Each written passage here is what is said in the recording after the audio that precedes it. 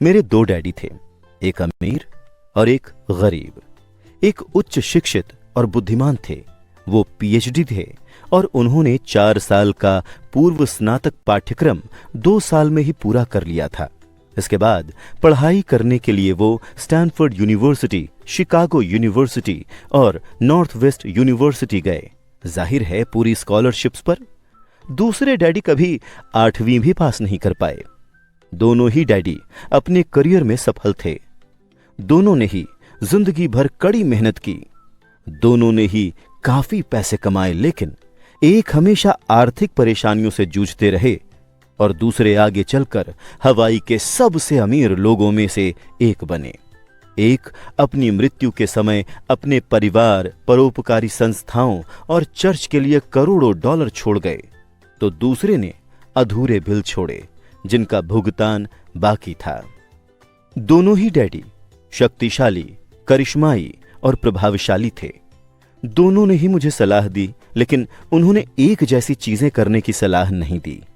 दोनों ही शिक्षा पर बहुत जोर देते थे, लेकिन उन्होंने अध्ययन के लिए एक जैसे पाठ्यक्रम की सलाह नहीं दी।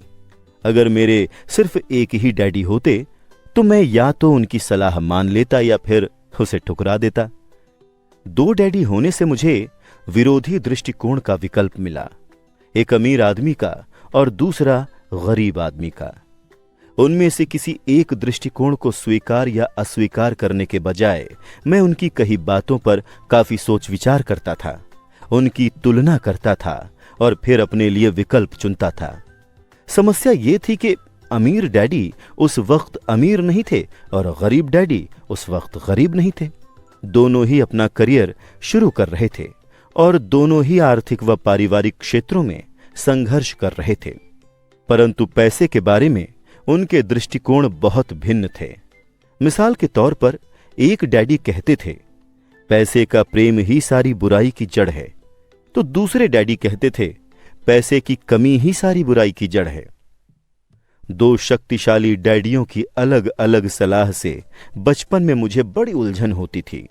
मैं एक अच्छे बेटे की तरह उनकी बातें सुनना चाहता था और उन पर अमल करना चाहता था। दिक्कत ये थी कि दोनों डैडी एक सी बातें नहीं कहते थे। उनके दृष्टिकोण में जमीन आसमान का अंतर था, खास तौर पर पैसे के संबंध में। इससे मैं बहुत चकराता था, लेकिन मेरी जिज्ञासा जाग गई। मैं काफी समय तक सोचता रहता था कि उनमें से किसने क्या कहा और क्यों कहा। अपने खाली समय में अधिकतर मैं इसी बारे में विचार करते हुए खुद से यह सवाल पूछता था, उन्होंने ऐसा क्यों कहा? फिर मैं दूसरे डैडी की कही बातों के बारे में भी यही सवाल पूछता था।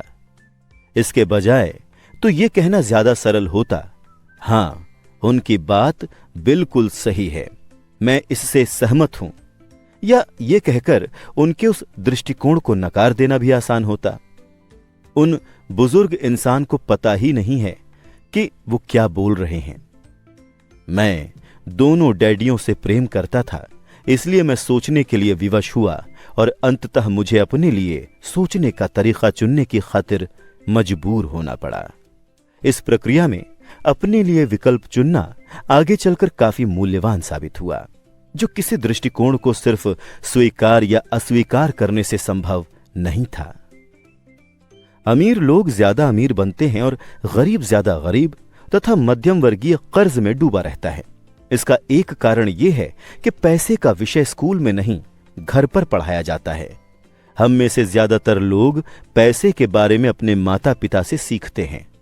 गरीब माता पिता अपने बच्चों को पैसे के बारे में क्या सिखा सकते हैं? वो बस कह देते हैं, स्कूल जाओ और मेहनत से पढ़ो।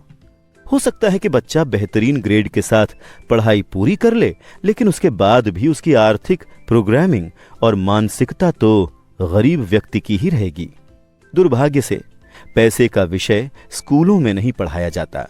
स्कूल में वित्तीय योग्यताओं के बजाय अकादमिक और पेशेवर योग्यताओं पर जोर दिया जाता है। इससे यह स्पष्ट होता है कि जिन चतुर बैंकरों, डॉक्टरों और लेखपालों ने स्कूल कॉलेज में बेहतरीन ग्रेड पाए थे, वो जीवन भर पैसे के लिए क्यों जूझते रहे। अमेरिका पर जो भारी राष्ट्रीय कर्ज है वो काफी हद तक इसी कारण है क्योंकि जो उच्च शिक्षित राजनेता और सरकारी अधिकारी वित्तीय निर्णय ले रहे हैं उनके पास पैसे के विषय पर बहुत कम प्रशिक्षण है या जरा भी नहीं है। आज मैं अक्सर सोचता हूं कि तब क्या होगा जब जल्द ही हमारे बीच लाखों करोड़ों लोग होंगे जिन्हें आर्थिक और चिकित्सकीय सहायता की जरूरत होगी। आर्थिक सहायता के लिए वो अपने परिवार या सरकार पर निर्भर रहेंगे। जब मेडिकेयर और सामाजिक सुरक्षा का पैसा खत्म हो जाएगा तब क्या होगा? देश कैसे बचेगा अगर पैसे के बारे में बच्चों को सिखाने का काम माता पिताओं के भरोसे छोड़ दिया जाएगा, जिनमें से अधिकतर या तो पहले से ही गरीब हैं या फिर गरीब होने वाले हैं। चूंकि मेरे पास 2 प्रभावशाली डैडी थे, इसलिए मैंने दोनों से ही सीखा। मुझे हर डैडी की सलाह के बारे में सोचना पड़ता था और ऐसा करके मैंने इस बारे में बहुत मूल्यवान ज्ञान हासिल किया कि किसी इंसान के विचार उसके जीवन पर कितना ज्यादा असर डाल सकते हैं। मिसाल के तौर पर एक डैडी में यह कहने की आदत थी, मैं इसे नहीं खरीद सकता, तो दूसरे डैडी ने इन शब्दों को प्रतिबंधित कर दिया था। वो जोर देते थे कि मैं इसी बात को इस तरह से पूछूं, मैं इसे कैसे खरीद सकता हूं। एक वाक्य कथन है और दूसरा प्रश्न है। एक में बात खत्म हो जाती है और दूसरे में आप सोचने के लिए मजबूर होते हैं। मेरे जल्द ही अमीर बनने वाले डैडी समझाते थे कि मैं इसे नहीं खरीद सकता कहने से आपका दिमाग किस तरह काम करना छोड़ देता है, वहीं दूसरी ओर मैं इसे कैसे खरीद सकता हूं यह सवाल पूछने से आपका दिमाग सक्रिय हो जाता है। उनका यह मतलब नहीं था कि आपका जिस भी चीज पर दिल आ जाए आप उसे खरीद लें। उन्हें अपने दिमाग की कसरत कराने का जुनून था, जिसे वो संसार का सबसे शक्तिशाली कंप्यूटर मानते थे। वो कहते थे, मेरे दिमाग की शक्ति हर दिन बढ़ती है क्योंकि मैं इसको व्यायाम कराता हूं। यह जितना ज्यादा शक्तिशाली बनता है मैं उतने ही ज्यादा पैसे बनाता हूं। वो मानते थे कि स्वचालित ढंग से मैं इसे नहीं खरीद सकता, यह कहना मानसिक आलस्य की निशानी है। हालांकि दोनों ही डैडी कड़ी मेहनत करते थे, लेकिन मैंने गौर किया कि आर्थिक मसलों पर एक में अपने दिमाग को सुलाए रखने की आदत थी और दूसरे में अपने दिमाग का व्यायाम कराने की आदत थी। इसका दीर्घकालीन नतीजा यह निकला कि एक डैडी आर्थिक दृष्टि से ज्यादा शक्तिशाली बनते चले गए और दूसरे ज्यादा कमजोर होते गए। इसे इस तरह से समझें, एक आदमी नियमित रूप से जिम में व्यायाम करने जाता है और दूसरा सोफे पर बैठकर टीवी देखता रहता है। इसका क्या परिणाम होगा? जिस तरह सही शारीरिक व्यायाम स्वास्थ्य के आपके अवसरों को बढ़ा देता है, उसी तरह सही मानसिक व्यायाम दौलत के आपके अवसरों को बढ़ा देता है। मेरे दोनों डैडियों के विरोधी नजरिए थे और इससे उनके सोचने के तरीके पर असर पड़ता था। एक डैडी सोचते थे कि अमीरों को ज्यादा टैक्स देना चाहिए ताकि गरीबों को फायदा मिल सके, तो दूसरे डैडी कहते थे टैक्स उत्पादन करने वाले लोगों को सजा देता है और उत्पादन ना करने वालों को पुरस्कार देता है। एक डैडी सलाह देते थे मेहनत से पढ़ो ताकि तुम्हें किसी अच्छी कंपनी में नौकरी मिल जाए। दूसरे डैडी ये नसीहत देते थे मेहनत से पढ़ो ताकि तुम्हें खरीदने के लिए कोई अच्छी कंपनी मिल जाए। एक डैडी कहते थे मैं इसलिए अमीर नहीं हूं क्योंकि मुझे तुम बाल बच्चों को पालना पड़ता है, तो दूसरे का कहना था मुझे इसलिए अमीर बनना है क्योंकि मुझे बाल बच्चों को पालना है। एक डैडी डिनर टेबल पर पैसे और कारोबार संबंधी बातें करने के लिए हमेशा प्रोत्साहित करते थे, जबकि दूसरे डैडी ने भोजन करते समय पैसे संबंधी बातचीत पर प्रतिबंध लगा रखा था।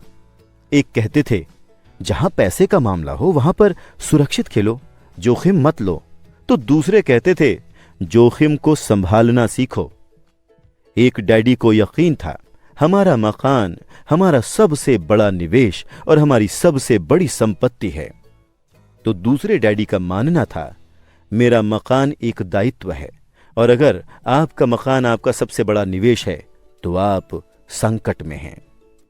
दोनों ही डैडी अपने बिल समय पर चुकाते थे लेकिन एक अपने बिल सबसे पहले चुकाते थे जबकि दूसरे अपने बिल सबसे अंत में चुकाते थे। एक डैडी का यह मानना था कि कंपनी या सरकार को आपकी और आपकी आवश्यकताओं की परवाह करनी चाहिए। वो हमेशा वेतन वृद्धि, रिटायरमेंट योजनाओं, चिकित्सकीय लाभ, बीमारी की छुट्टियों, छुट्टी के दिनों की संख्या और दूसरी सुविधाओं के बारे में चिंतित रहते थे। वो अपने 2 चाचाओं से प्रभावित थे जो सेना में चले गए थे और 20 साल की सक्रिय सेवा के बाद उन्होंने जीवन भर के लिए सेवानिवृत्ति एवं अधिकार पैकेज हासिल कर लिया था। वो सेना द्वारा सेवानिवृत्त कर्मचारियों को दिए जाने वाले चिकित्सकीय लाभ और अन्य सुविधाओं की भी तारीफ करते थे। वो विश्वविद्यालय में उपलब्ध लंबी कार्यकाल अवधि से भी प्रेम करते थे। कई बार आजीवन नौकरी की सुरक्षा और लाभ का विचार नौकरी से भी ज्यादा महत्वपूर्ण दिखता है। वो प्रायः कहते थे, मैंने सरकार के लिए बहुत मेहनत से काम किया है, इसीलिए मैं इस तरह के लाभ का हकदार हूं। दूसरे डैडी पूरी तरह से आर्थिक स्वावलंबन में यकीन करते थे। वो सुविधा भोगी या अधिकार की मानसिकता के विरोधी थे और कहते थे कि ये मानसिकता लोगों को कमजोर तथा आर्थिक रूप से जरूरतमंद बनाती है।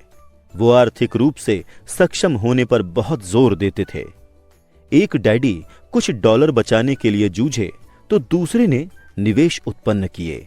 एक डैडी ने मुझे सिखाया कि अच्छी नौकरी खोजने के लिए प्रभावशाली बायोडेटा कैसे लिखा जाए, तो दूसरे ने मुझे सिखाया कि शक्तिशाली व्यावसायिक और वित्तीय योजनाएं कैसे लिखी जाएं ताकि मैं दूसरों को नौकरियां दे सकूं।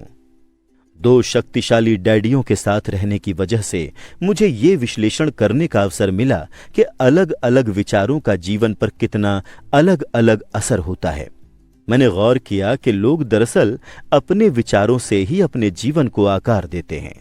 मिसाल के तौर पर मेरे गरीब डैडी हमेशा कहा करते थे, मैं कभी अमीर नहीं बन पाऊंगा, और आगे चलकर उनकी ये भविष्यवाणी सही साबित हुई। दूसरी ओर मेरे अमीर डैडी हमेशा खुद को अमीर मानते थे। वो इस तरह की बातें कहते थे, मैं अमीर हूं और अमीर लोग ऐसा नहीं करते। जब एक बड़े वित्तीय झटके के बाद वो दिवालिया होने की कगार पर पहुंच गए थे, तब भी वो खुद को अमीर आदमी ही कहते थे। वो अपने समर्थन में ये कहते थे, गरीब होने और कड़के होने में फर्क होता है। कड़का होना अस्थाई है, गरीब होना स्थायी। मेरे गरीब डैडी कहते थे, पैसों में मेरी कोई दिलचस्पी नहीं है या पैसा महत्वपूर्ण नहीं है। मेरे अमीर डैडी हमेशा कहते थे, पैसा ही शक्ति है। हमारे विचारों की शक्ति को कभी नापा नहीं जा सकता, ना ही उनके प्रभाव को कभी पूरी तरह से समझा जा सकता है। लेकिन इसके बावजूद बचपन में ही मैं ये समझ गया था कि मुझे अपने विचारों पर ध्यान देना चाहिए और अपनी अभिव्यक्ति पर भी। मैंने गौर किया कि मेरे गरीब डैडी के गरीब होने का कारण ये नहीं था कि वो कम पैसे कमाते थे। उनकी तनख्वाह काफी अच्छी खासी थी। वो तो अपने विचारों और कार्यों के कारण गरीब थे। 2 डैडी होने के कारण मैं बचपन में ही बहुत सजग और जागरूक हो गया था कि मैं किन विचारों को अपनाऊं, मैं किसकी बात मानूं, अपने अमीर डैडी की या फिर गरीब डैडी की। हालांकि ये दोनों ही शिक्षा और सीखने को बहुत महत्वपूर्ण मानते थे, लेकिन क्या सीखा जाए इस बारे में दोनों की राय अलग अलग थी। एक चाहते थे कि मैं मेहनत से पढ़ूं, डिग्री हासिल करूं और पैसे कमाने के लिए कोई अच्छी नौकरी हासिल कर लूं। वो चाहते थे कि मैं किसी पेशे में जाने या वकील या अकाउंटेंट बनने के लिए अध्ययन करूं और किसी बिजनेस स्कूल से MBA करूं। दूसरे डैडी मुझे प्रोत्साहित करते थे कि मैं अमीर बनने के लिए अध्ययन करूं ताकि मैं ये समझ लूं कि पैसा कैसे काम करता है और ये सीख लूं कि इससे अपने लिए कैसे काम कराया जाए। मैं पैसे के लिए काम नहीं करता, ये शब्द वो बार बार दोहराते थे। पैसा मेरे लिए काम करता है। 9 साल की उम्र में मैंने ये फैसला किया कि मैं पैसे के बारे में अपने अमीर डैडी की बात मानूंगा और उन्हीं से सीखूंगा।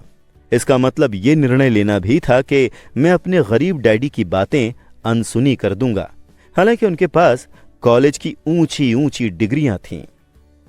पैसे के बारे में मेरे उच्च शिक्षित डैडी की सलाह और नजरिए को न मानने का निर्णय दुखद था, लेकिन यह कैसा निर्णय था जिसने मेरी जिंदगी की दिशा तय कर दी।